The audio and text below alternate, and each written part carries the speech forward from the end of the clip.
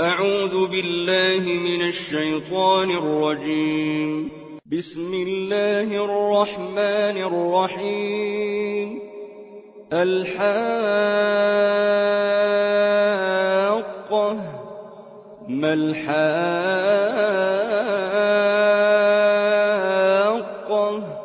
وما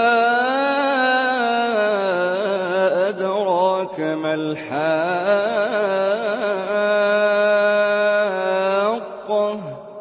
كذبت ثمود وعاد بالقارعة فأما ثمود فأهلكوا بالطاغية وأما عاد فأهلكوا بريح صرصر عاتية سخرها عليهم 7 ليال و8 أيام حسوما فترى القوم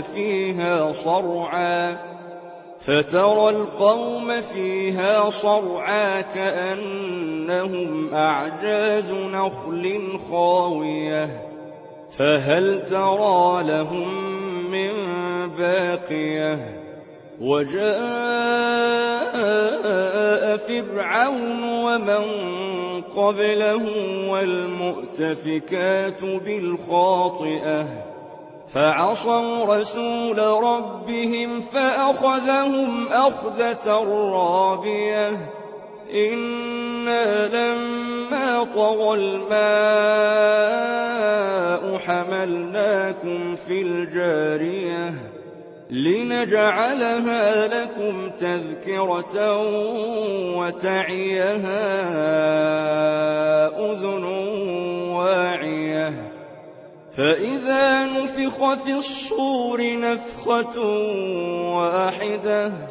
وحملت الأرض والجبال فدكتا دكة واحدة فيومئذ وقعت الواقعة وانشقت السماء فهي يومئذ واهية والملك على أرجائها ويحمل عرش ربك فوقهم يومئذ 8 يومئذ تعرضون لا تخفى منكم خافية فأما من أوتي كتابه بيمينه فيقول هاؤم اقرءوا كتابيه إني ظننت أني ملاق حسابيه فهو في عيشة راضية في جنة عالية قطوفها دانية كلوا واشربوا هنيئا بما أسلفتم في الأيام الخالية وأما من أوتي كتابه بشماله فيقول يا ليتني لم أوت كتابيه ولم أدر ما حسابيه يا ليتها كانت القاضية ما أغنى عني ماليه هلك عني سلطانيه خذوه فغلوه ثم الجحيم صلوه ثم في سلسلة ذرعها 70 ذراعا فاسلكوه إنه كان لا يؤمن بالله العظيم ولا يحض على طعام المسكين فليس له اليوم هاهنا حميم ولا طعام إلا من غسلين لا يأكله إلا الخاطئون فلا أقسم بما تبصرون